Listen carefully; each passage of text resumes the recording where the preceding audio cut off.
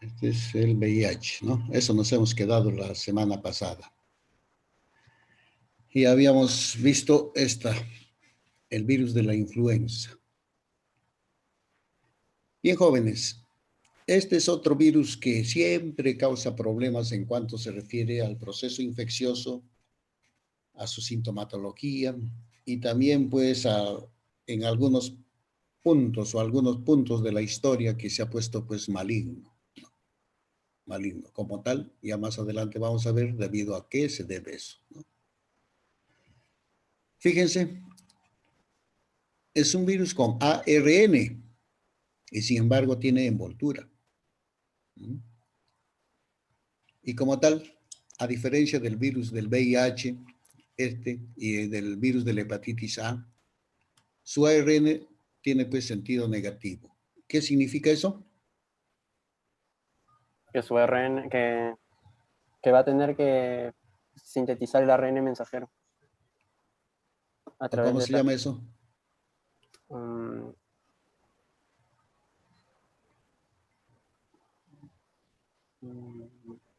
¿Cómo se llama ese proceso? Porque es negativo. Ya, transcripción temprana. ¿No? O primario. Es negativo, tiene que pasar a positivo.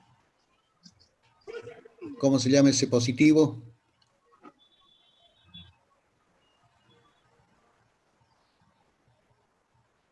Está simbolizado con IR.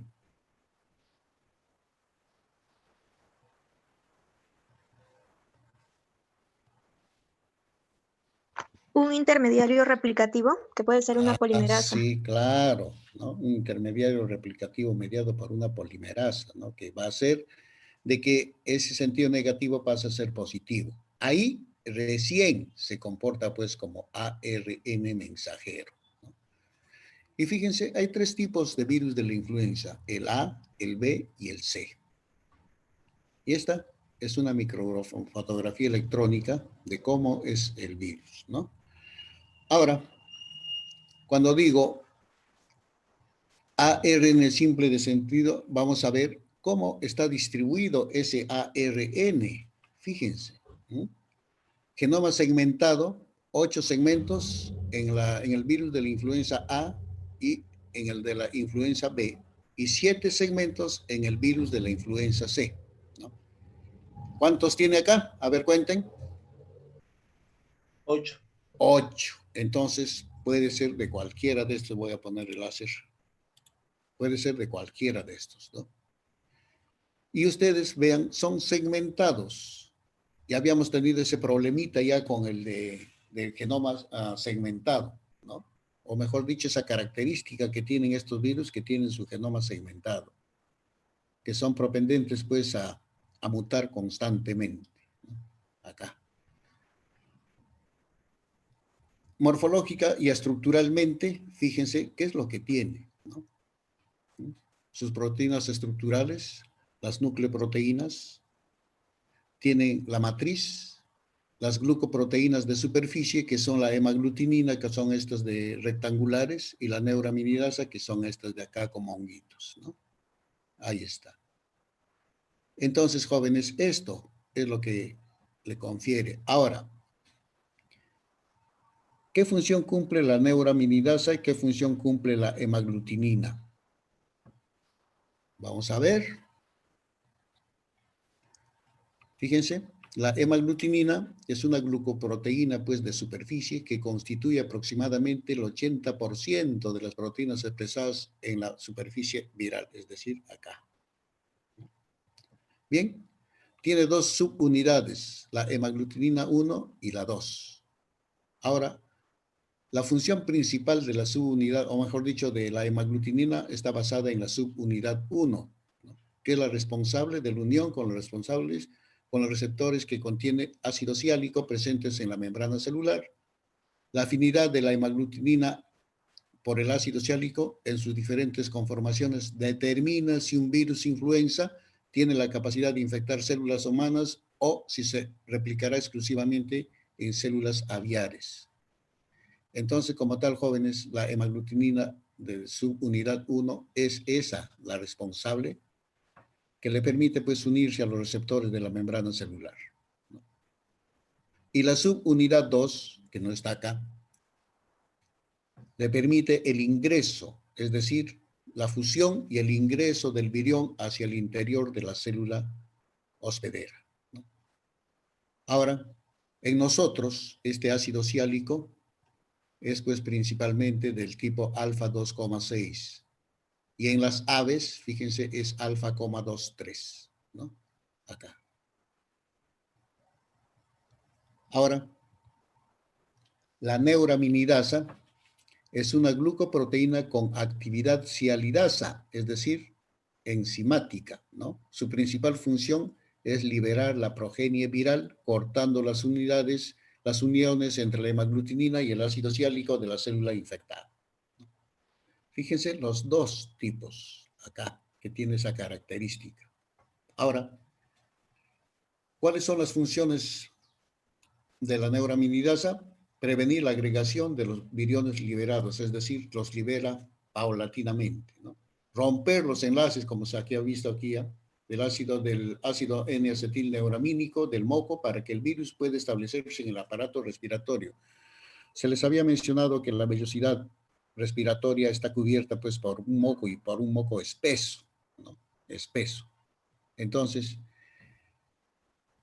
esta neuraminidasa va a ser pues de que rompan esos enlaces de este ácido y diluya prácticamente esa consistencia del moco y a través de ello permita pues el ingreso y adherencia a la célula hospedera y de esta manera pues dispone. Y además, cuando disuelve esto, nosotros pues vamos a tener estos problemas relacionados pues a la agregación, es decir, a la expectoración constante de moco, así casi disuelto, ya no tan el moco espeso, sino medio, ya no viscoso, sino así a medias, tampoco líquido, ¿no? Líquido es el que lo hace el rinovirus, pero este virus no lo, o sea, no lo hace tan líquido al moco. Esas son características que tienen pues esas dos enzimas que están situadas en la superficie de su membrana o de su envoltura. Y aquí tenemos pues el ciclo de replicación del virus. A ver, jóvenes, ¿alguien me puede explicar cómo es el ciclo de replicación de este virus? ¿Es virus con ARN?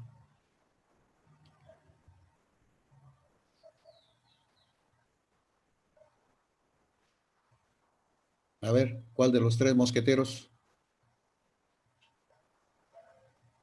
¿O cuál de las tres mosqueteras?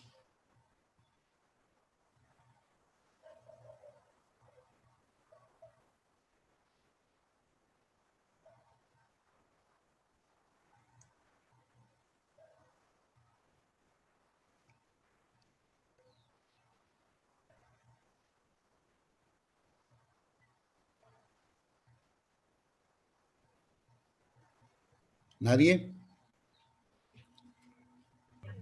Profesor, A ver, caramba, uno de los mosqueteros, a ver si animo a ver. Y ahí está enumerado, ¿eh? Es para guiarse fácilmente. no, es que, bueno, mi internet está fallando un poco. Era explicarle sobre la replicación, ¿verdad, no? ¿Cómo se replica? Ajá. Ya, usted dijo que era un virus con ARN en sentido negativo. Ya. Ya, entonces, como dijo mi compañera Evelyn anteriormente, se necesita un intermediario replicativo para que así, en este caso la polimerasa, para que se pueda sintetizar su ARN mensajero. Ya. Ya, una vez sintetizado el ARN mensajero, se va a unir a, o sea, se va a unir a un ribosoma de la célula y va a ocurrir la traducción temprana, donde se van a Ya. formar esas proteínas estructurales, en este caso, no, las proteínas no estructurales, que son el ARN viral. Y luego va a ocurrir una traducción tardía donde va a formar las proteínas estructurales.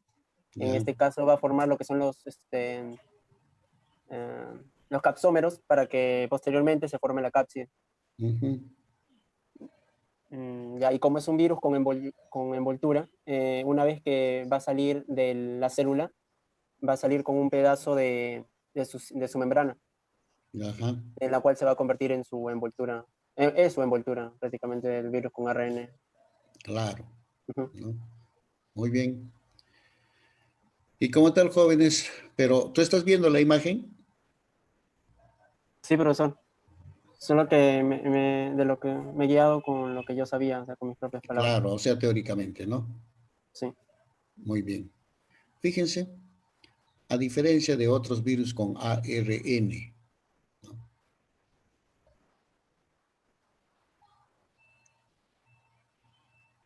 Lo que ustedes están viendo allí es una célula, un- una célula epitelial respiratoria.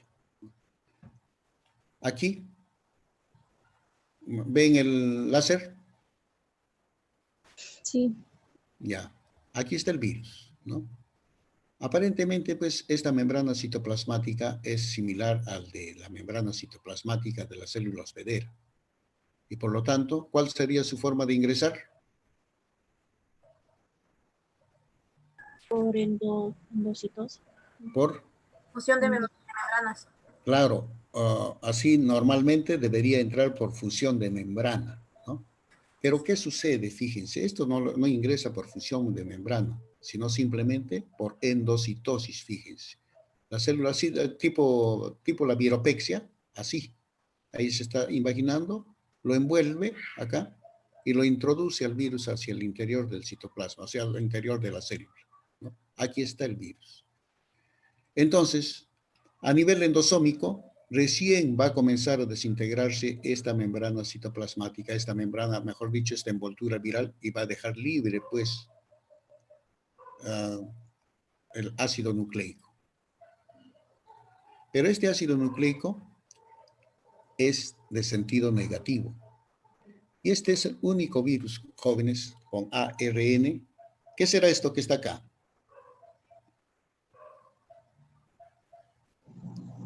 Este amarillo que está acá. Núcleo. El núcleo. El núcleo.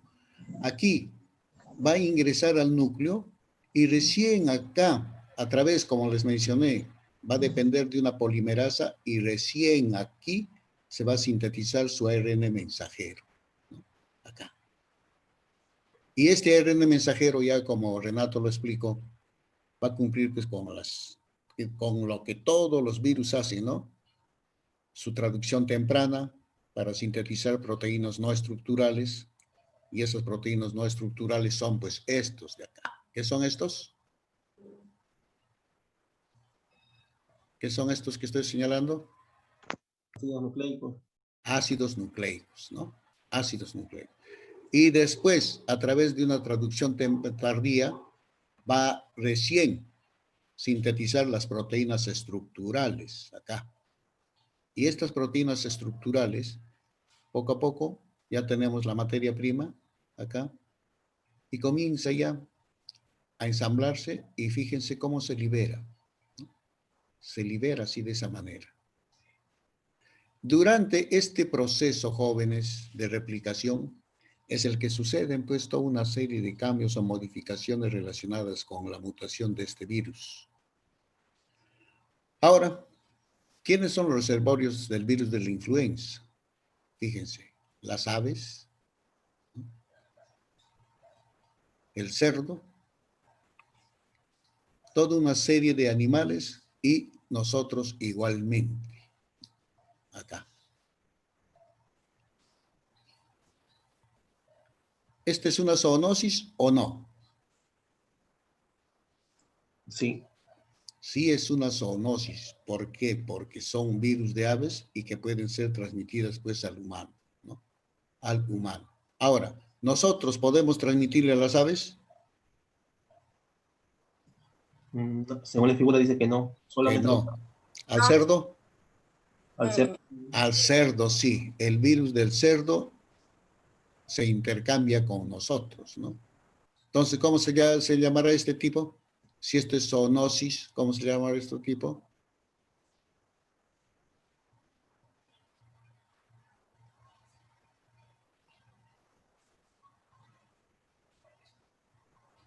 ¿No recuerdan?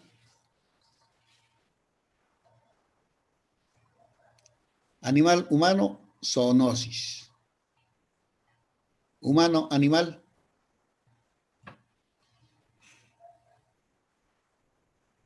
¿Con qué término nosotros nos conocen, nos designan al humano? Antropo. Antropo, No, Osis. Gnosis. antropozoonosis, pues, antropozoonosis. Y el intercambio de acá, hombre, animal, animal, hombre, es antropozoonosis. Así, en este sentido. Cuando nosotros, nuestros virus, podemos infectar a un animal, es antropozoonosis. Pero si hay un ciclo entre los dos, es antropozoonosis. Eso es lo que conlleva.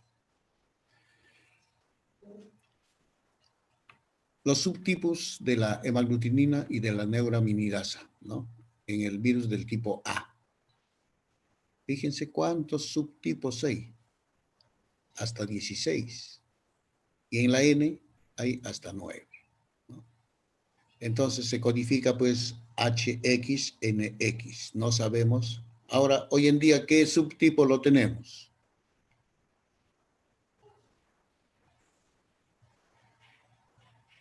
¿Qué subtipo tenemos de la influenza, del virus de la influenza aquí en nuestro país? H1N1.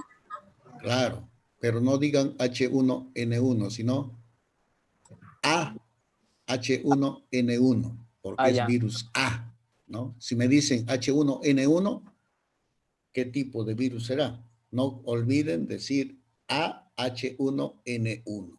Fíjense acá, en este de acá, este y este de acá. Fíjense el intercambio que puede haber, la cepa que se puede presentar. Y no sabemos, pues, hasta qué punto esas cepas, como hemos hecho así anteriormente, la genética viral, se pueden recombinar entre sí y causarnos, pues, una serie de problemas.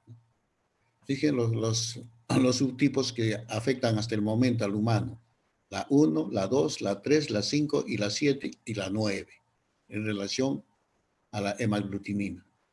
Y la neuraminidasa tenemos solamente dos, la 1 y la 2. El resto todavía no se sabe. No se sabe si hay recombinación o no hay recombinación genética, por eso simplemente pues lo ponen así, ¿no? Con incógnita, con interrogante, no sabemos qué subtipos se formarán con el tiempo. Y aquí, mira la deriva antigénica, que es la acumulación progresiva de cambios de secuencia de aminoácidos, cambios poco pronunciados,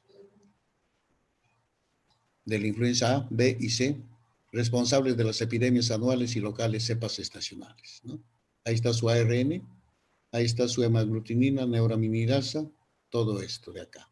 Y aquí ya está viendo alteración ya en cuanto se refiere a recombinación, ¿no? Normal, y aquí está viendo ya alteración ya en cuanto se refiere a su ácido nucleico. Y fíjense cómo ya está cambiando. Si aquí estos anticuerpos normalmente lo están neutralizando, ¿qué pasa con los anticuerpos acá? Ya no lo reconocen, es nueva cepa ya. Y esto es lo que ocurre, pues. A nosotros nos están vacunando contra el virus de la influenza del tipo AH1N1. Muy bien, eso nos va a proteger, como está acá sucediendo, ¿no? Ahí está, nos está protegiendo adecuadamente por la infección con estos virus. ¿Qué pasa si muta? Esos anticuerpos no nos van a proteger para nada. ¿Por qué? Porque es una nueva cepa. Y el salto antigénico, fíjense, segmentos de ARN homólogos se reordenan entre virus que coinfectan una misma célula. Aquí está nuestra genética viral, ¿sí o no? Cambios muy pronunciados y solo ocurre en el virus de la influenza A. Ahí está, jóvenes. El virus aviar, virus humano, reordenamiento en un animal y el reordenamiento viral. Nueva cepa con nuevas características y que nos infecta. Fatal va a ser nuestro destino cuando veamos pues todas estas características que tienen estos virus para poder causarnos el problema. Y como consecuencia de ello, pues fíjense las pandemias. En 1918, gripe española, ¿cuántos muertos? 20 a 40 millones. La otra historia dice hasta 50 millones que ha matado en 2 años este virus. Fíjense cómo estaba de pacientes ahí. En 1957, la gripe asiática, el H2, o sea, el H2N2. 1 a 4 millones de muertos. En 1968, gripe de Hong Kong. ¿Qué cepa se vino? El virus A, H3N2. 1 a 4 millones de muertos. Fíjense, el solo cambio aquí determina pues la agresividad y la virulencia de este patógeno. Hoy en día estamos así igualito, así. Así, pero no con el virus de la influenza, sino con el coronavirus, ¿no? Acá. La pregunta es, ¿cuándo llegará la nueva cepa del virus de la influenza? ¿Cuándo llegará? No sabemos. Ahora, fíjense el origen del virus pandémico AH1N1. Porcino aviar humano, ¿no? La mezcla entre el virus del porcino, el virus porcino norteamericano, el virus porcino euroasiático. Nueva cepa. Y estas cepas, ahora lo tenemos acá. El AH1N1.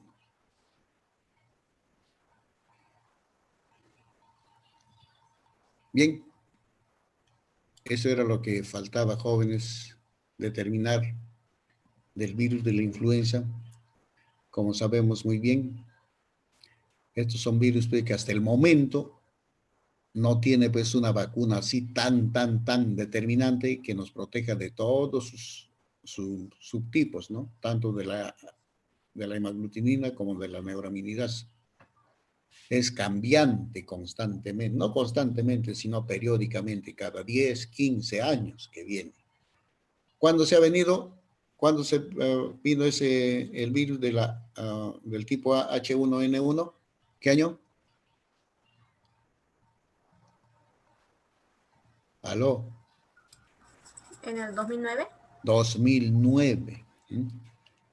10, 15 años. A ver, vayamos porque ya ahora estamos en 2020 ya. Entonces, de repente, 15 años. 2024, 2025. Ahí se va a venir otra variedad de virus. Claro, no aquí el Perú, no. ¿Quién sabe dónde se presenta? No sabemos adecuadamente. Entonces, vamos a ver esta otra imagen. ¿Qué virus es?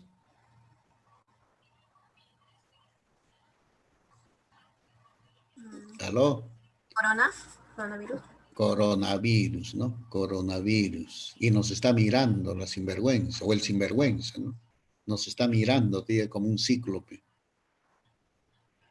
Bien, entonces, como hemos tocado el coronavirus, entonces vamos a ver, pues, al coronavirus. Un virus nuevo, actual, que no se tiene todavía mucha información relacionada, pues, a sus consecuencias, porque de un día para otro comienzan a definirse una cosa, otra cosa, otra cosa, otra cosa, y total que nos tienen pues con la cabeza ya atestada de tantas cosas que nos dicen, ¿no? Que por esto, que por aquello, que hay que usar esto, hay que usar aquello, etcétera, etcétera, etcétera, para prevenir. Los medicamentos que se estaban utilizando, ya el Ministerio de Salud los quitó ya del mercado. ¿Mm? ¿Cuál era la justificación? ¿O cuál ha sido la justificación? No hay ensayos clínicos comprobados. Uno, otro.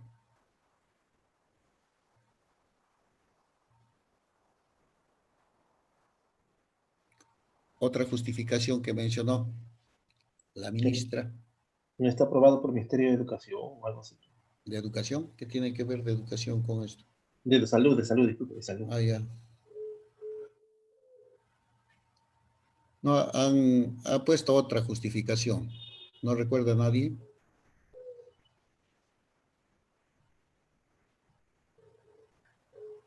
Que por eso lo quitaron.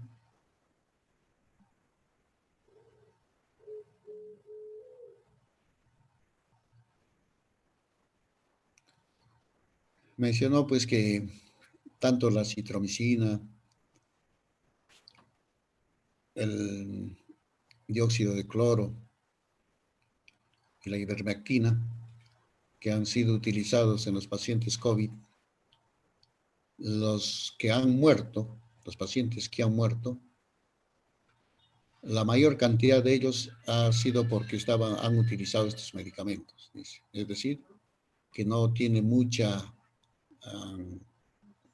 garantía en cuanto se refiere al tratamiento. Y que la mayor parte de los fallecidos es porque estaban utilizándose estos medicamentos, ¿no? Y aparte, pues, de que no tiene una garantía adecuada, ¿no? La Organización Mundial de la Salud dice que sí, otros que dicen que no, etcétera. Pero yo me pregunto, jóvenes, hay médicos que determinan así ese tratamiento y efectivamente defienden todo esto. ¿A ustedes qué les hace pensar que lo quiten así esos medicamentos? Que no sirve. Por ejemplo, el dióxido de cloro, que no tanta guerra le han hecho al dióxido de cloro.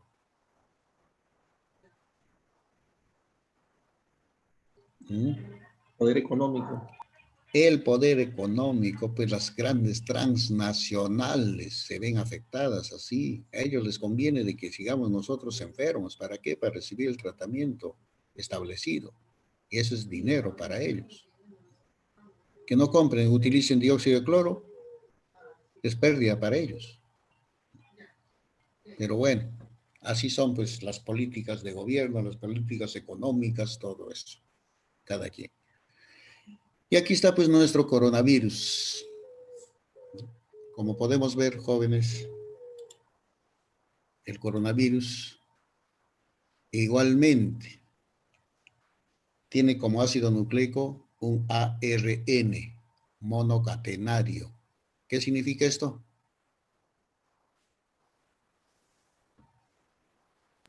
Sentido positivo.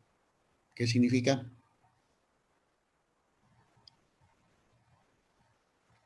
¿Qué significa lo positivo?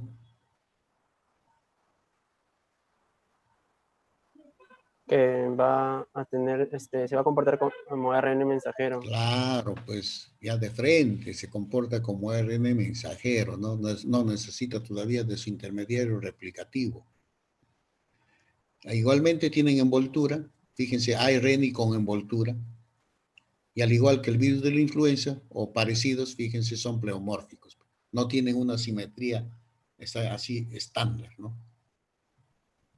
Sus medidas de 80 a 220 nanómetros, hay 30 serotipos. Y como podemos ver, aquí está su envoltura. Este es el ácido nucleico, ¿no? El ARN, monocatenario lineal, ahí está. Y su envoltura, ¿no? ¿Qué envoltura tienen? ¿Qué características? Igualmente parecidas al del virus de la influenza, su hemaglutinina y su neuraminidasa, ¿no? Eso es lo que determinamos acá en este tipo de virus característico. Fíjense, con envoltura que contienen un genoma no segmentado de ARN monocatenario de polaridad positiva, ¿no? Y como podemos ver, su genoma es el más grande de todas las partículas virales que nosotros conocemos con ARN, ¿no? Es el más grande. Y aquí, el genoma aislado es infeccioso. Y en la superficie externa de la envoltura hay proyecciones pues ampliamente espaciadas de forma de palo de golf, aquí está, o de pétalos, ¿no? De 20 nanómetros de longitud, sugestivas pues a una corona solar. Ahí está. Son, digamos, son imágenes relacionadas pues a cómo está determinado esto de acá.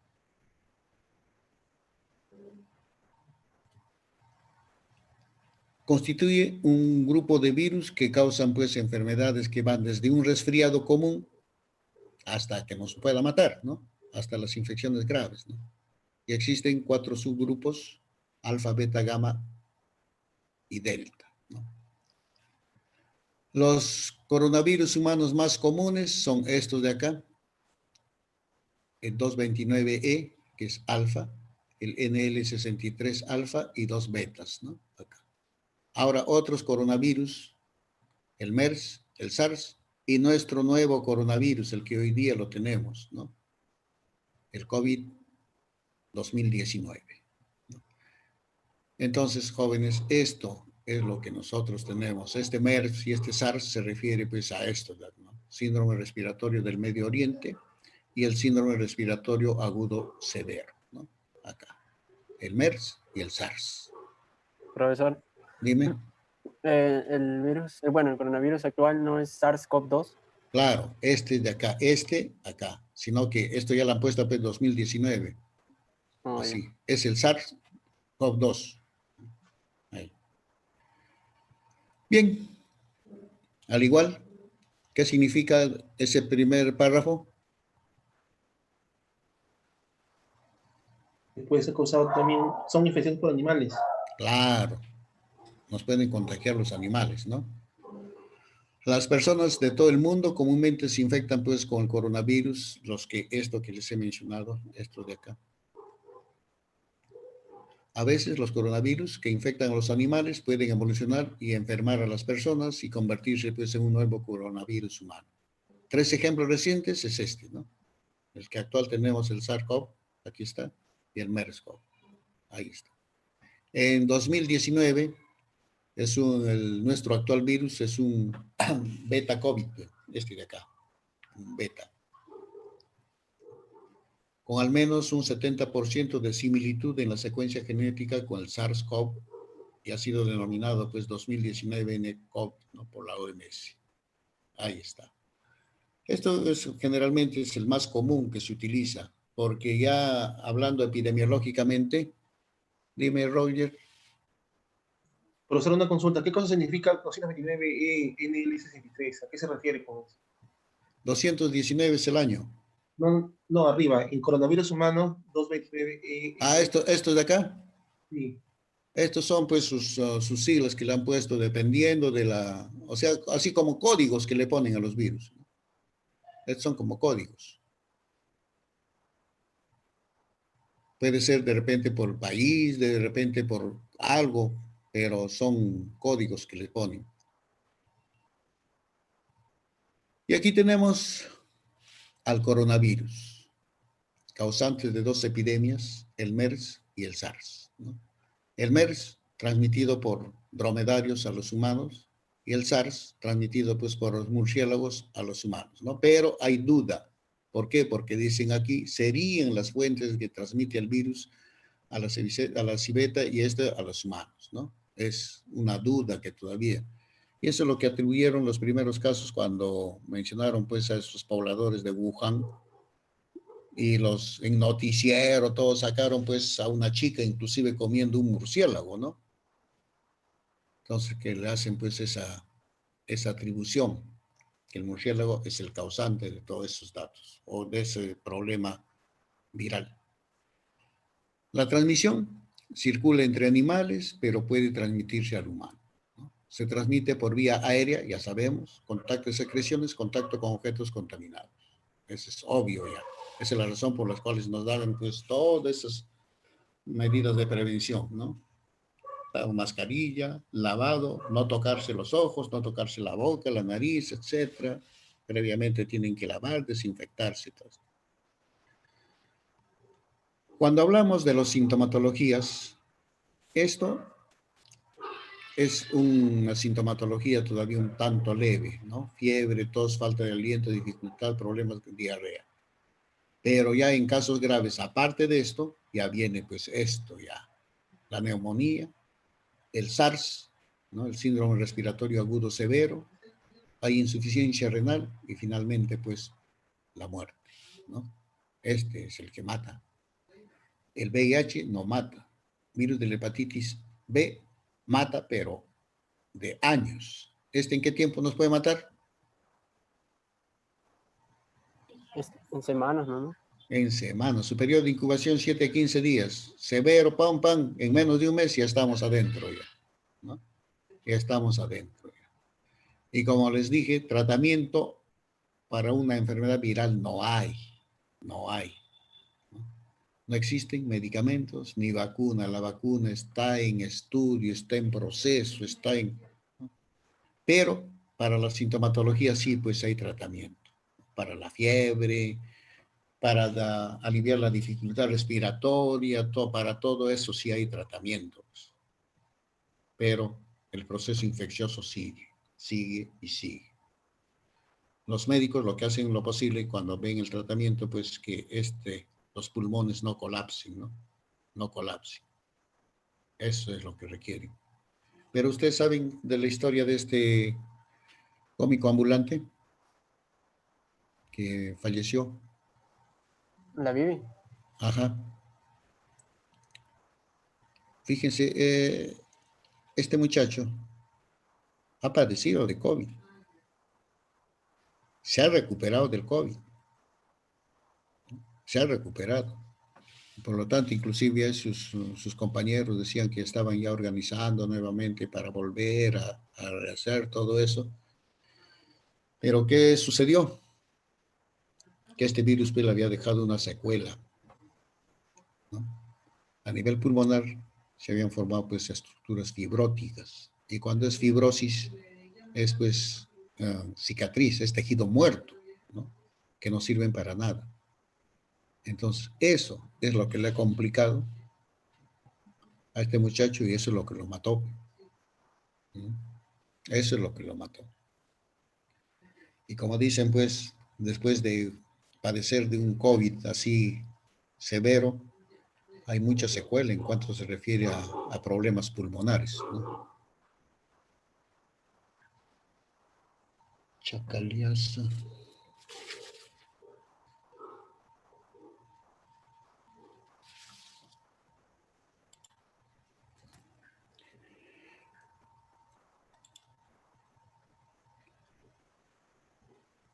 Y fíjense, capacidad de transmisión del coronavirus, acá, número reproductivo básico, número de personas que a partir de una persona enferma pueden ser infectados, ¿no?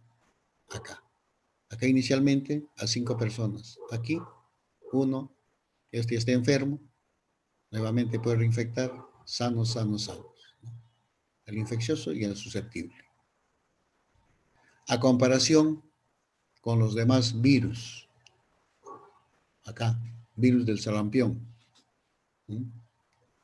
Una persona puede infectar a 12 a 18 personas. El virus de la gripe, de la influenza, 1 a 4 personas. El virus del ébola, 1 a 2 personas. Y el virus, ¿de qué era esto? El morbilidad, de la papera. De la papera, fíjense, de 4 a 7 personas, ¿no? Su forma de contagio que tiene, esto de acá. ¿Mm?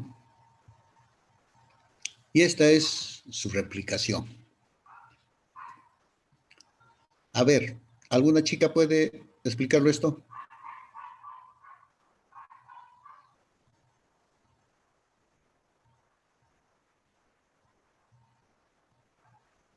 ¿Aló?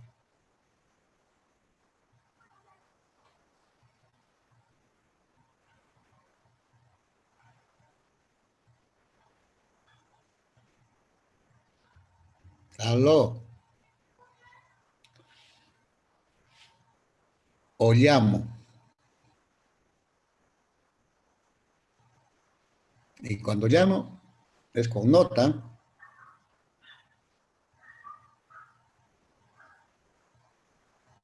Muy bien. Entonces, ¿quieren nota? Pues, ¿qué vamos a hacer? Renato, Sí, profesora. Sí, dime profesor. un número hasta el 20, del 1 al 20. Ya, 17. 17.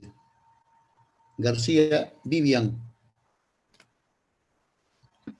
Profesor, A ver, hija. ok. Em, el virus se conecta con su receptor Ya. e ingresa a la célula hospedera. Ujú, Como tiene el ARN positivo, ya, actúa como ARN mensajero ujú, y cumple todos los procesos de transcripción y traducción ya, hasta traducción primaria, todo para construir todas sus estructuras. Una vez que todo está ensamblado, el virus es liberado sin destruir la célula. Se lleva a una parte de la membrana.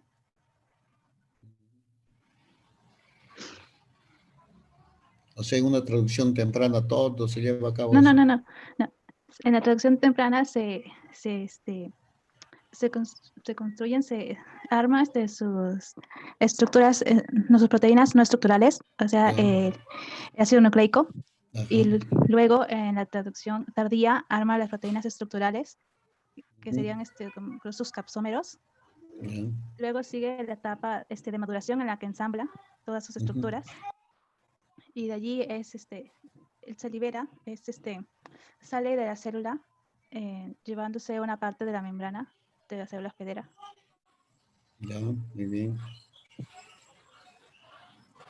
Muy bien. ¿Cuál es tu apellido? García Chávez. García Chávez, ¿no? Vivian Olinda, Sí. Olina de la Esperanza.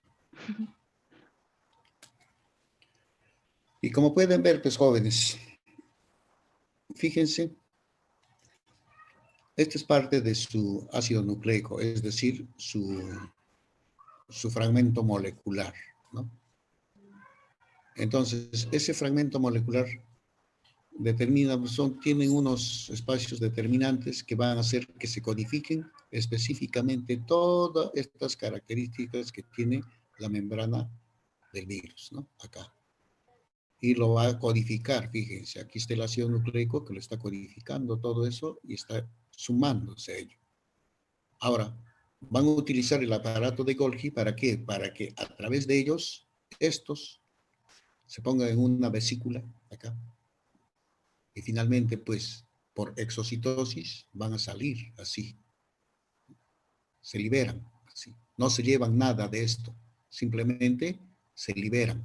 ¿Por qué? Porque aquí adentro ya se llevó a cabo toda esta construcción de todos estos elementos de la membrana viral. Como ustedes pueden ver, no se está llevando nada de la membrana, nada. Profesor, Dime. entonces es un ARN en sentido positivo desnudo. Es un virus. Ajá, aquí Ah, ya. está, positivo, dice, ¿no? Acá. Entonces, este es el que, y normalmente un ARN debe lisar a la célula, ¿no? Debe lisar, pero este no, se libera por exocitosis, acá.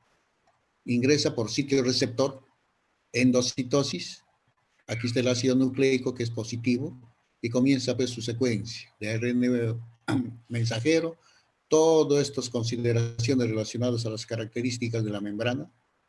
A nivel interno todo se forma y finalmente pues se libera así de manera completa. Ojo, no se libera por gemación, no se libera por gemación, sino pues aquí sería así que se lleva un pedacito, pero no se libera. Ustedes mismos están viendo que la adherencia a la absorción es a través de sitio receptor, no es por fusión de membranas. ¿Ya? Esta es la característica pues, de replicación del coronavirus. Profesor, Dime. entonces usted le escuché que dijo que no lisa las células. No Este lisa, virus. no ¿No lisa. la lisa? Ah, ya. No lisa, fíjense, por Ah, exocitosis nomás. ya. Uno por uno nomás. Y aquí tenemos, pues, esta es nuestra función prácticamente, ¿no? Toma de muestra y detección etiológica. Se va a tomar muestras, vías respiratorias altas y bajas, o también muestra de sangre. Y eso a nivel de laboratorio se debe procesar, y por lo tanto, pues, nosotros tenemos que hacerlo. Las pruebas de laboratorio Hay que hacer un análisis multipatógenos, PCR, para diferentes virus, pruebas más específicas para respiratorios, también PCR, y análisis genético o genómico, ¿no? Acá. Lo que ahora hoy en día el Instituto Nacional de Salud está refiriéndose a este tipo de identificación, ¿no? Al genoma viral.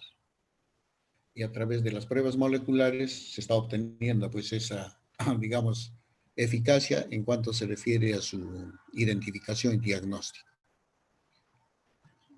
Y como tal, la prueba rápida, muy bien, tiene también digamos, sus características, pero su sensibilidad y especificidad son un tanto bajas, a diferencia, pues, que esta, que es la prueba molecular.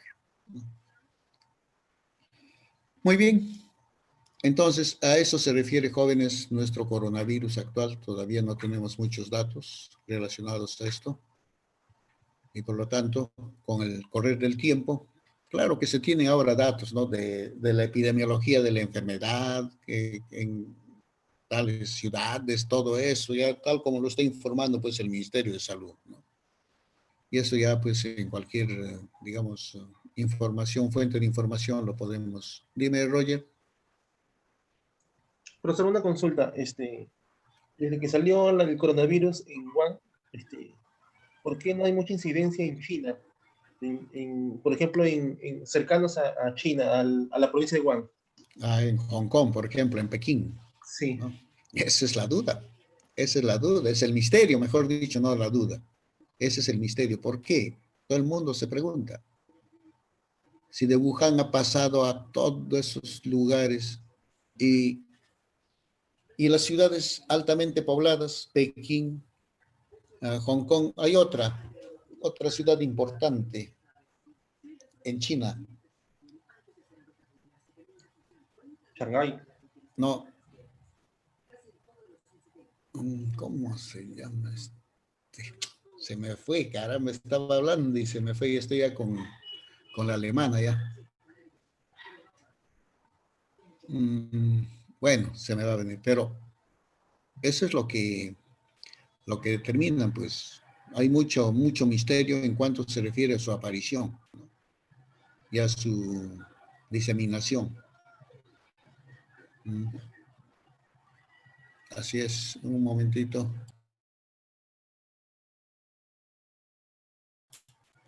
Ya, eso es lo que sucede, jóvenes. No sabemos. Tu pregunta, Roger, es la verdad que es importante. La incógnita es ver, pues, por qué esos países, o esas ciudades, no están afectadas. Es un misterio.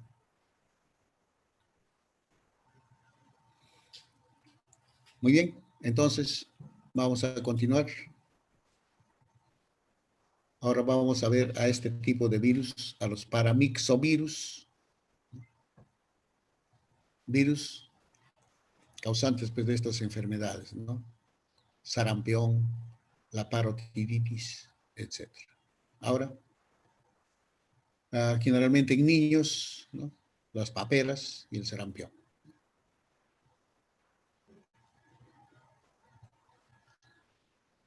La papera, su nombre así clínico, médico, le dicen, pues, la parotiditis. Nosotros lo conocemos con el nombre común, ¿no? Generalizado, la papera. Infección muy contagiosa, aguda y sistémica, ¿no? Fíjense, puede ser bilateral o unilateral, que se inflaman las glándulas parótidas acá. Y también, pues, aparte de ello, dependiendo de la sensibilidad de la persona o del niño, puede afectar también a las meninges, páncreas, gónadas, etc., ¿no? Generalmente a las gónadas afectan cuando es bilateral, de acuerdo a la literatura, bilateral. Entonces, inclusive, puede causar desde esa edad esterilidad, principalmente en niños, ¿no? En niños. Un agente etiológico, igual un virus pleomórfico, ARN y 5 proteínas, ¿no?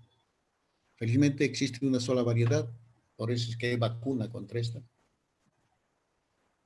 Y como tal, enfermedad propia de los niños entre 5 y 15 años. Ahora, en cuanto se refiere a qué cosa hace el virus en nuestro interior, entonces el único hospedero definitivo, natural, mejor dicho, es el hombre, ¿no? ¿Cómo nos infectamos? Por gotitas de fluje, salivas, vomites y orina.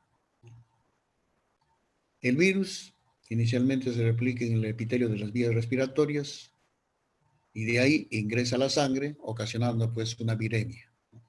Ahora, secundariamente, ya puede pasar a los tejidos glandulares que son definitivos y también a veces en ciertas circunstancias pasa pues al sistema nervioso central. Su periodo de incubación es de 2 a 3 semanas. La persona que generalmente es asintomática todavía en este sentido puede estar pues, diseminando el virus antes de sufrir la sintomatología, ¿no? O lo puede hacer de manera leve, de forma subclínica, y por lo tanto, si una persona enferma con este virus, se recupera, su inmunidad es permanente, es decir, nunca más ya le va a dar. Ese tipo de inmunidad, ¿cómo se llama? Adquirida. Adquirida, ¿no? Inmunidad adquirida. ¿Natural o artificial? Sería natural porque no nos están aplicando ninguna vacuna. No sería, sino es Ah, natural. es natural. Claro, aquí no le están aplicando ninguna vacuna. Cuando digo una persona se enferma, se sobrepone y listo, ¿no? Es una inmunidad adquirida natural, porque ha entrado en contacto con el virus. Ahora, cuando hay presencia pues de esto de acá, es fastidiosito. ¿Por qué? Porque hay fiebre, malestar mismo, porque cuando uno pasa la saliva duele, pero a mares, ¿no? Y debido a ese dolor, ¿quién quiere comer? ¿Quién va a querer comer, no? Ahora, cuando el paciente puede presentar también dolor de oído, repercusión, claro, dificultades para comer, deglutir y hablar, ¿no? Generalmente es eso. Hay un tratamiento muy tradicional que hacen para suavizar esa sintomatología del dolor. ¿Ustedes saben cuál es? A ver, las chicas.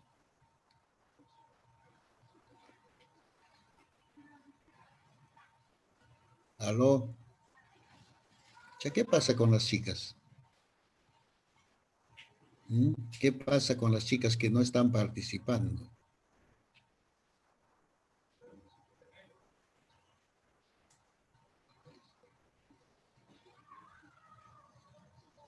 Profe, de la parotiditis, bueno, cuando yo tuve y estaba chiquita me pusieron, cortaron rodajas de papa y me las pusieron Ya. donde está Ajá, hinchado para hay tratamiento por eso enfriarlos. tradicional, le digo. Ajá, claro. Uno es eso, otro.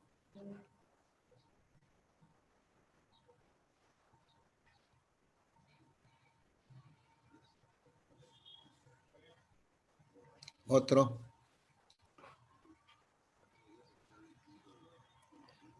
¿Ustedes saben a qué le dicen el sereno?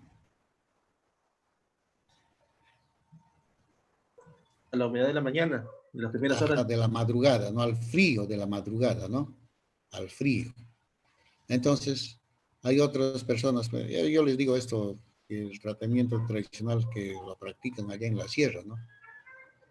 Que se consiguen esas piedras así bien lisitas, esas de río que están ahí, que ha pasado la noche ahí, y frías así, planitas, lo colocan acá, a ambos lados de las parótidas, y los amarran.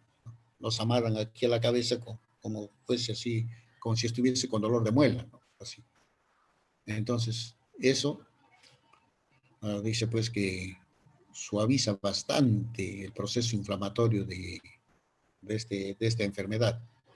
Bueno, no sé, nunca lo he padecido, gracias a Dios no me dio nunca la papera, pero debe ser así, no sé. Esa es la característica de esto. Profesor, Dime. Yo tengo uno, no sé si será mito o no, pero es la que pone plata, una cuchara o una moneda de plata en donde está el problema. La inflamación. Eso de la plata, más es para la seca. ¿Ustedes han escuchado hablar de la seca? Yo les expliqué cuando estuvimos haciendo eso de los ganglios linfáticos. Y de los ganglios linfáticos, sí, se explicó. Claro, ¿no? Eso le ponen, porque como los ganglios linfáticos son, pues, no son tan grandes, entonces son así prácticamente puntuales. Ahí le ponen en la plata, ¿no? Entonces hacen de que también enfríe un tanto, porque si uno se toca esa seca a nivel de la axila, etcétera, es intocable, es dolorosa, no es que sea intocable, es dolorosa y quema. ¿Por qué? Porque hay una hiperfunción, pues ahí están combatiendo todas nuestras células defensivas con los patógenos, ¿no? Que está en un proceso de defensa y sufre pues esos ganglios linfáticos una hiperplasia. Y a eso sí he visto que le ponen moneda a eso. Pero para la papera, no he visto. Lo que sí he visto es con piedra. Hielo. Que ponen hielo. El hielo, es que el hielo Cuando quema. claro, Cuando lo es cuando quema quema la del mucho. rostro. Claro, y también rápido pues se derrite, ¿no? Más bien en vez de darle una comodidad, un confort, la incomoda más, ¿no? Porque comienza a chorrear el agua. Eso es lo que determinan así en ese sentido. Pero te adormeces, ya no te quema. Claro, pues lo enfría pues toda esa zona, ¿no? Bueno, son pues criterios que se ponen, ¿no? Ahora, cuando una mujer embarazada se infecta pues con este virus y tiene papera, no causa pues ningún problema, ¿no? No puede conducir a parto prematuro ni tampoco pues malformaciones como sucede con otros virus. Esto no está muy bien comprobado. Menciona la información de que posiblemente sean coincidencias de acá. Se ha observado un alto número de abortos espontáneos en embarazos con parotiditis durante el primer trimestre de gestación. Esto lo que están mencionando los estudiosos es que determinan que posiblemente estas mujeres, aparte de estar con este virus, hayan estado por ejemplo, con toxoplasmosis, ¿no? Que toxoplasma sí puede inducir, pues, o no inducir, sino conducir a un parto, a un aborto espontáneo si es muy severo el proceso infeccioso a eso. Y nuestra inmunidad, ya les he dicho, es para toda la vida. ¿Por qué? Porque solo depende de un tipo antigénico y hay vacuna para eso. La madre transfiere inmunidad pasiva, rara vez se observa pues, en menores de 6 meses. Ahí está. ¿Y de qué manera le transfiere la inmunidad pasiva la madre? ¿Bajo qué forma? Jóvenes. Rostro. Cuando yo nació. Una, otra.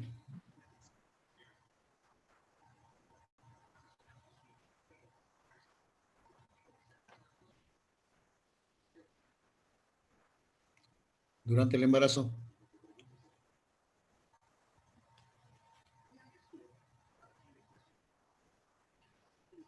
¿Qué tipo de inmunidad pasiva le da?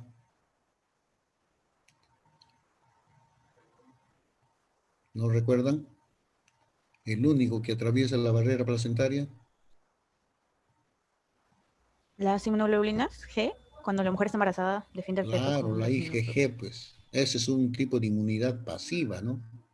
De la madre a su hijo. Y cuando nace, como dijo su compañero, es a través de la leche materna, ¿no?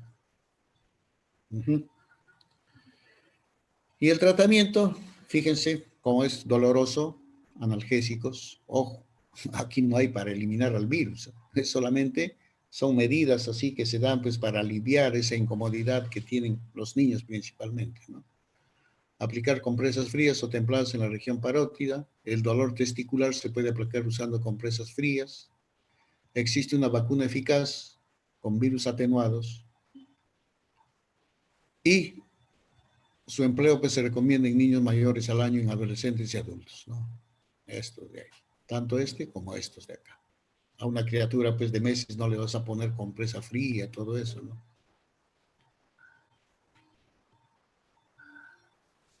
Otro virus es el virus del sarampión. Este virus o esta enfermedad es exantemática, ¿no? Es exantemática. ¿Qué significa eso? Jóvenes, Presencia de exantemas en la piel. ¿bajo qué forma? Pápulas, creo. Creo. Ahí está escrito. Ustedes ni leen, ¿no? Ya se pasan ustedes. Pápulas, creo, dice todavía. ¿Qué dice acá? Máculo papilar. Máculo papular. Máculo papular, pues. Es decir, primero la mácula, después la pápula, ¿no? Acá. Y como siempre, pues, es una enfermedad febril y afecta, pues, a las vías respiratorias. El agente etiológico, el virus del sarampión, que corresponde, pues, a esta familia, ¿no? Paramyxoviridae, el género Morbillivirus. Un ARN y 3 proteínas. Ahí está.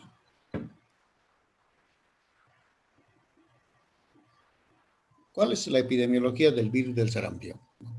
Es ampliamente distribuido, en otras palabras, es cosmopolita. Al único ser vivo que puede atacar es el hombre. Mortalidad en niños menores de 2 años puede presentarse si en caso no hay una buena atención. ¿Y cómo nos infectamos? Por vías respiratorias, sea por la vía respiratoria, aerosoles, salivas, etcétera, ¿no?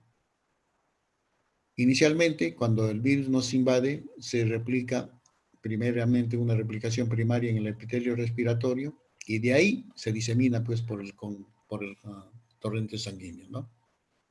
¿Qué es SRE?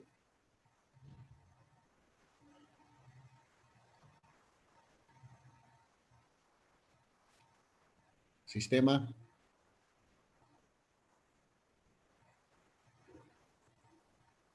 retículo. Endotelial. Madre mía. O sea, qué vergüenza, muchachos. ¿Eh? Endotelial. Endoplasmático, ¿no? Endoplasmático. Ahora, a partir de aquí, pues, infecta todos los tipos de leucocitos, fíjense, se establece infección en la piel, aparato respiratorio y otros órganos, ¿no? Esta enfermedad tiene, pues, una característica, que más adelante creo que está, que a nivel del paladar, sí está, creo. Esto de acá. Las manchas de Koplik, como lo figuran acá, ¿no? Su periodo de incubación, prácticamente entre 1 a 2 semanas. El rash maculopapular, como les dije, primero en la mácula, después la pápula. Su pródromo. ¿Qué significa pródromo? Eso habíamos visto. Periodos de la enfermedad.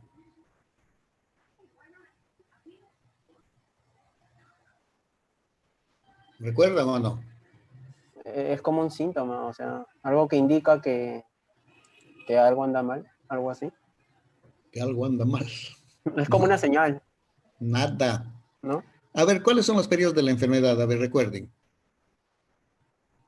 De una enfermedad infecciosa me refiero.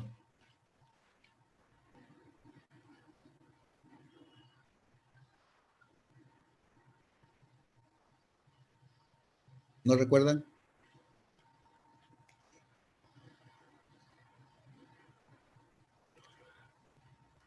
Y esa fecha a ti me han dicho, cuando les pregunté, ¿qué no han hecho con la profesora Marianela eso? Eso deben haber hecho en microbiología. Sí, sí hemos hecho, pero no recordamos. Y les dije. Ahora, para darles así su estímulo, son 4 periodos. ¿Cuáles eran esos 4 periodos? Incubación, creo. Incubación, muy bien. ¿Qué más? Prodromal. ¿Cómo? Prodromal. Prodrómico, ya muy bien. Convalescencia y recuperación. No. Convalescencia es el cuarto ya. Periodo clínico. Falta el tercer periodo, que es digamos, el pico de la enfermedad. Todavía su nombre se parece a un granito que sale en la cara.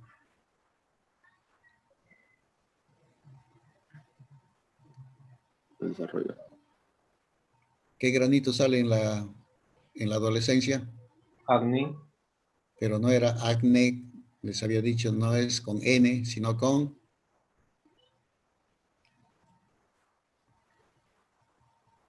acme con M de mamá, acme. Entonces, el periodo de incubación, aquí está. Aquí está. ¿No? El periodo que dura desde que nos infectamos hasta que aparecen los primeros signos y síntomas. El prodrómico está acá. En el prodrómico los síntomas son generales. Por ejemplo, aquí malestar. Cuando uno tiene malestar, ¿indica la enfermedad? Tos. Me está lagrimeando. ¿Eso indica la enfermedad? Hay secreción nasal. No me está indicando nada de esto. Y después viene el periodo de acme, ya cuando aparecen todas estas características propias de la enfermedad. ¿No? Acá. Y este periodo de acme es el periodo crítico. Aquí ya debe haber intervención del médico. Si no hay intervención del médico, muy bien. Si la persona es fuerte, se puede sobreponer fácilmente, recuperarse. Pero si la persona es un tanto débil, etcétera, o el patógeno es muy virulento, ahí se puede morir, ¿no? Igual que acá estamos viendo aquí en el coronavirus, ¿no? Así. El periodo de incubación es de 7 a 14 días. El pródromo es fiebre, tos, dolor de garganta, etc. ¿Cuál es el periodo de acme? Ya, la neumonía, la dificultad respiratoria, o sea, el síndrome de dificultad respiratoria aguda, ¿no? El SARS, como se dice. Eso. Y si no hay buena intervención ahí, se va la persona, se muere. Y después viene pues ya el periodo de convalescencia, ¿no? Convalescencia. Y aquí, jóvenes, fíjense, en el periodo prodrómico, que son pues así, sintomatología general, ¿no? Después vienen las manchas de Koplik, acá. Y esto es lo que en esto se basa los médicos para determinar, pues, le ven, ya, este es sarampión, dicen, ¿no? Sarampión, característico de las manchas de Koplik. Estas manchas después desaparecen. Ahora las pápulas, fíjense, van a comenzar pues, o sea, van a desaparecer entre 2 a 4 días y después comienza a procesarse así como una especie de escamas, de costritas y poco a poco se va cayendo. Ahí. Y después la fiebre ya desaparece poco a poco, ¿no? Fíjense su periodo de enfermedad, aproximadamente unos 10 días. Y en esos 10 días, este niño pues tiene fotofobia, ¿no? Es decir, la luz le molesta, ¿no? O sea, tiene que estar aislado este niñito. ¿Por qué? Porque durante esta fase pues es sumamente contagioso, sumamente contagioso. La rubeola, otra enfermedad, ¿no? Igual, Profesor, una pregunta. dime. Lo que mencionó de la fotofobia, ¿queda ya así No, constante? cuando se recupera de la enfermedad, no le pasa, ¿no? Ya, ¿y Vuelve a por la qué una persona normalidad. puede tener así ser ya adulto y tener fotofobia? Ya es por otros factores. Ya es por otras causas. ¿Por qué? Ah, ya, Porque aquí, como les había mencionado, tiene pues un proceso de conjuntivitis con lagrimeo, ¿no? Y con la luz más se le hace. Por eso es que estas personas prefieren la oscuridad, ¿no? O sea, un cuarto oscuro, así, donde no haya mucha luz. ¿Ya? La rubeola, igualmente, es exantemática. Pero ¿cuál es la característica de la rubeola, de los exantemas? ¿Alguien me puede decir? Ahí no está. Pero en la imagen está. Que solamente con esto. Con esto. Que solamente se Comparen quede eso. Comparen con esto. Solo es solo es mácula. mácula, pues mácula, ¿no? Manchas rojizas, fíjense, característico acá. ¿No? Entonces, jóvenes, por eso se asemeja a un sarampión leve, es el más suave de los rachis virales comunes. Esta es una enfermedad en sí benigna, ¿no? Que mayormente es preferible que aún, y esto principalmente, quieren que las niñas padezcan de esta enfermedad. ¿Cuál sería la finalidad? Un año, ¿hace qué tiempo? Ustedes, yo creo, ni habían nacido, creo. Aquí en la universidad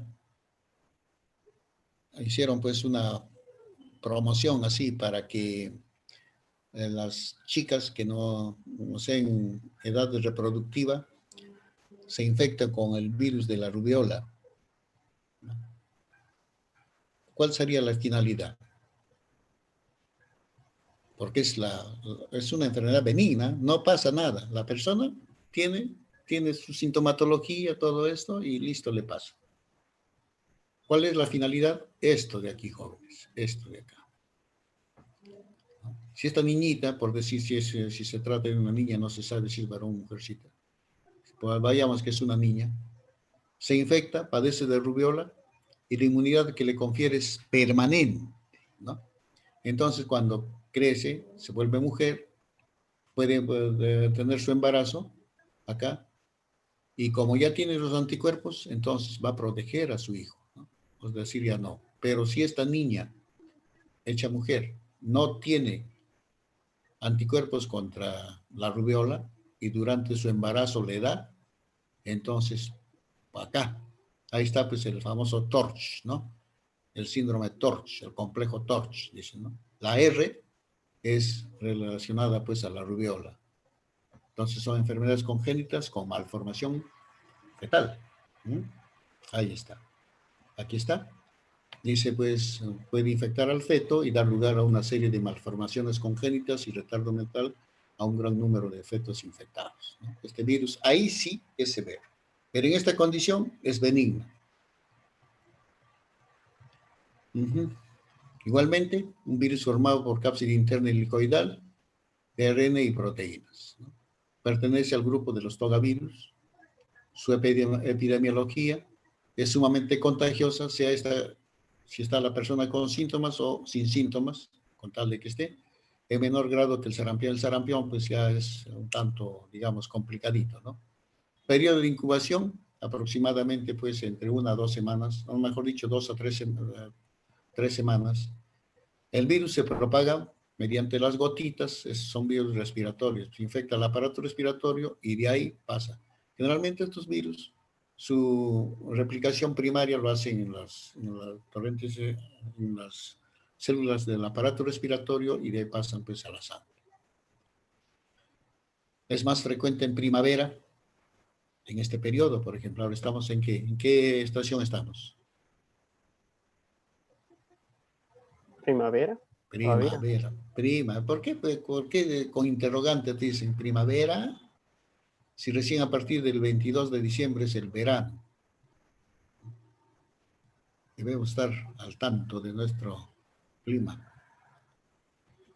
Ahora, ¿qué consecuencias se puede presentar? Fíjense, adenopatías auriculares, cervicales y suboccipitales. La fiebre puede durar solo un día o faltar por completo. Esto en casos ya, digamos que, les digo que toda persona no es idéntica a otra, ¿no? En cuanto se refiere a resistencia. Hay casos particulares que pueden hacer todo esto, ¿no? Y el exantema no dura pues más de 3 días. Rápido desaparece.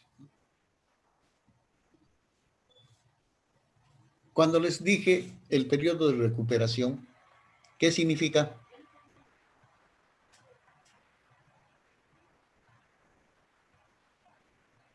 Jóvenes.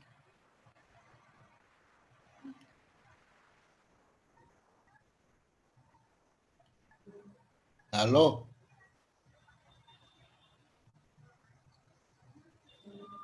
Bueno, quieren su nota, pero ¿qué voy a hacer?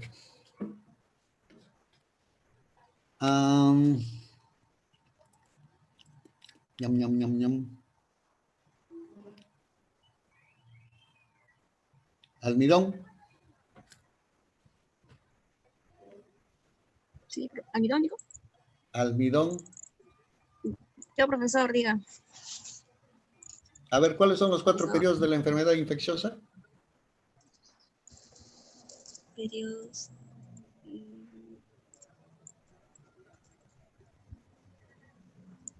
Bueno, primero que adquieres. ¿Cómo? El periodo de incubación, cuando entra, o sea, Ya. cuando aparecen los síntomas. El periodo, cuando se presentan ya los síntomas, que es el periodo de desarrollo. Y ya después cuando termina ya su proceso de infección, que es el término. No me acuerdo cómo se Dime, ¿tú llama qué eso. estabas haciendo cuando he hablado de los 4 periodos de la enfermedad? Porque No, quiero ver el mismo. según veo, según te estoy escuchando lo que estás respondiendo, ni siquiera has escuchado lo que yo he dicho. Y eso lo he hablado, será pues hace 5 minutos atrás, como máximo. Hace 5 minutos atrás he hablado eso. Inclusive mencioné todavía a la profesora Marianela, que es raro que no hayan hecho, que todo esto.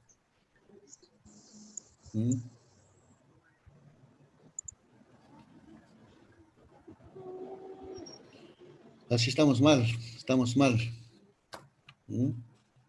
¿Cuáles son los 4 periodos? ¿Cualquiera? Incubación. Incubación, acné y convaleciente. La convalecencia, ¿no? Convalecencia. Incubación, prodrómico, acné y convalecencia. Ahora la pregunta es, ¿qué cosa es la convalecencia? Es el periodo de recuperación. De recuperación, ¿no? En la cual, ¿qué pasa con los signos y síntomas?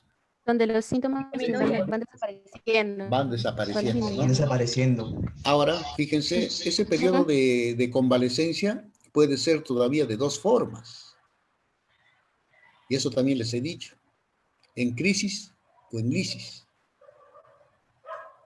Cuando el periodo de recuperación o convalecencia es en crisis, la sintomatología desaparece así rápidamente, rápidamente.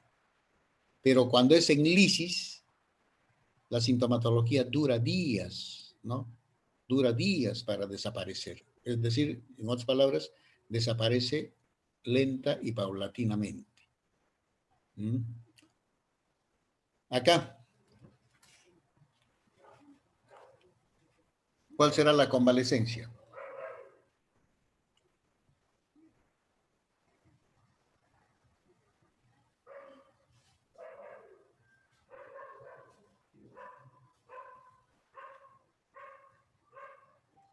¿Nadie? Podría ser la fiebre. ¿Cómo será la convalecencia? Les digo. Acá.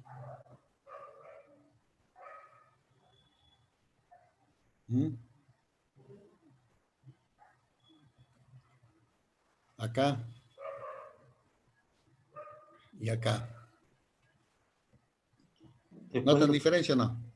Después de los 3 días. Por eso digo, les he dado 2 términos.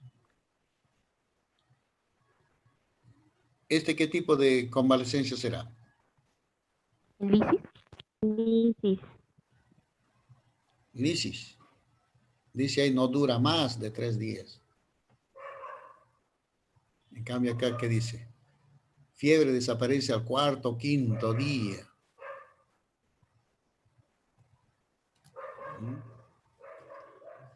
Este es pues en crisis, rápido desaparece. En cambio los otros demoran a desaparecer, ¿no? 4 o 5 días todavía desaparece. Ay, ay, ay, Paloma. Fíjense cuando hay infección congénita. Cuando una madre embarazada, o sea, una mujer embarazada se enferma y le transmite o sea, hay una transmisión vertical hacia su hijo. Infección de la placenta y el feto a través de una viremia. El factor patogénico más importante es la edad de la gestación. ¿En qué momento será más severo? Cuando ocurre en el primer trimestre, las malformaciones fetales son más frecuentes, sino que también son más graves, afectando a órganos y aparatos, ¿no? Aquí, en el primer trimestre, ¿qué periodo, con qué nombre se conoce ese periodo del primer trimestre del embarazo?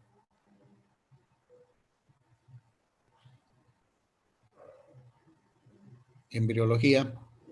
¿Con quién he hecho embriología?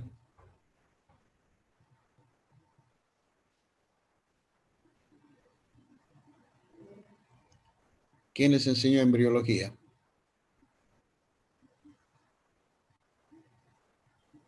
¿Con qué nombre se le conoce al ser que se está Al formando? primer trimestre del embarazo. Un embrión. Al primer trimestre. De formación será, profesor. Está formándose el feto en los 3 primeros meses. Se forma el embrión en los 3 primeros meses. ¿Pero cómo se llama? Pues esa fase. Ustedes están hablando, pero no lo dicen cómo es el nombre de la fase. Y ahí me están dando la respuesta, pero no de manera adecuada. Se están replicación, o sea, se replican las células para que formen después una Las células no se replican, se multiplican. Los virus se replican. se multiplican. ¿Ya? ¿Cómo se llama pues esa fase, ese periodo? ¿Qué se está formando en ese periodo? Embriogénesis. El embrión, ¿sí o no? Entonces, ¿cómo se llama esos 3 meses? Periodo embrionario. Periodo embrionario, pues, embrionario. Y a partir del tercer mes para adelante ya es el periodo fetal, ¿no? Ya a partir del tercer o sea, a partir del tercer mes ya hay feto, ya no es embrión, ya hay feto, ya, ¿no? Ya un humano ya está ahí. Pero antes de que sea el feto, va a haber de todos esos 3 meses formación, como dice la embriogénesis, y a ese periodo se llama pues embrionario. ¿Y qué cosas hay en ese periodo embriogénesis? ¿Qué tipo de células hay?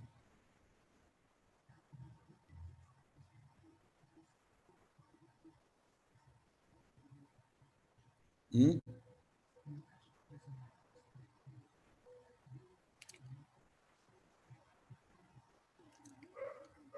¿Qué cosa es lo que abunda ahí?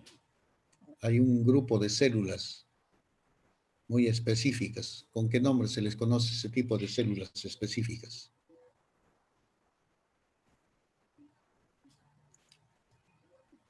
¿Serán células asesinas?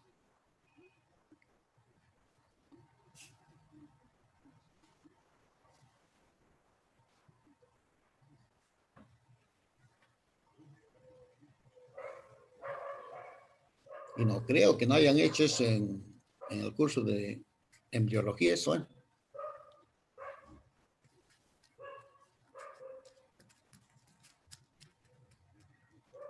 Empieza con M, células.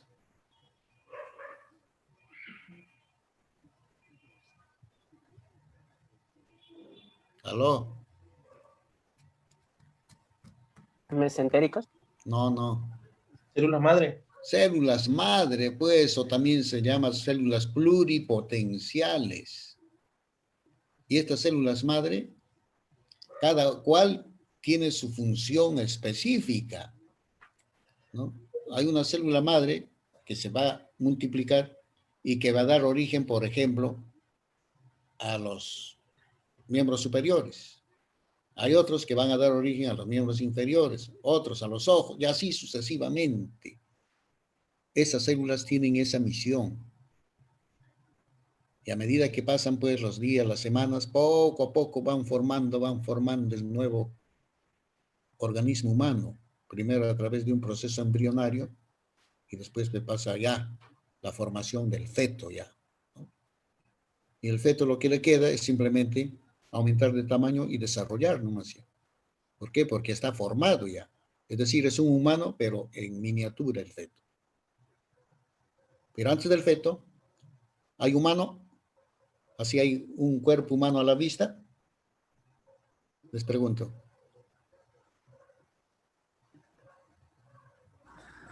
No. No se ve un humano a la vista, ¿no? Sino diferentes formas va tomando, ¿no? Hasta hay una fase del periodo de la embriogénesis que hasta tenemos cola. ¿Mm? Y después esa colita se retrae. Y así sucesivamente. Entonces, ¿qué pasa si este virus ataca en el primer trimestre, donde se está formando eso, donde hay células madre? ¿Mm? Y por esta viremia va a pasar al feto, o mejor dicho, a la placenta, y punto. E infecta a una célula madre. Y al infectar a una célula madre, ese virus se replica y destruye a esa célula madre. Les pregunto, ¿esa célula madre cumplirá con su función? No. Ya no, pues ya no. Por decir, esa célula madre responsable de los brazos de esa criatura, ¿habrá brazos? Ya no va a haber. Por eso se dice las malformaciones son más frecuentes y también son más graves. Son más graves, que afectan pues a órganos y aparatos.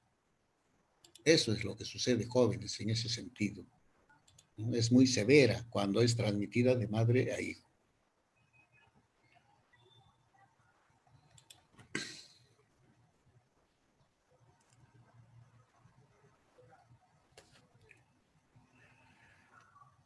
Ahora, los datos clínicos relacionados pues a efectos transitorios del lactante, bajo peso al nacer, pueden ser ictérico, pueden ser con neumonía o con trombocitopenia, ¿no? Puede afectar, fíjense, aquí está la malformación, acá, porque este bajo peso es el desarrollo, ¿no? Es el desarrollo. La ictericia igualmente es funcional. La neumonía es ataque a los pulmones, ¿no? La trombocitopenia, bueno, hay trombos en cuanto se refiere a eso, ¿no? Pero los permanentes, acá, aquí está la malformación, puede ser sordera, glaucoma, cataratas, ¿no? Conducto arterioso permeable, estenosis pulmonar, esto es de acá. Y otra, psicológicamente o neurológico, puede haber retraso mental, puede haber presencia de diabetes mellitus o trastornos pues conductuales. Fíjense lo que puede conducir este virus cuando ataca pues a una mujer embarazada que no está protegida con sus anticuerpos. Por eso es que inducen, ¿no? Que estando de niña se infecta, aunque sea artificialmente, con el virus de la rubiola. Cosa que cuando crece ya no hay peligro, porque esa inmunidad ya es permanente.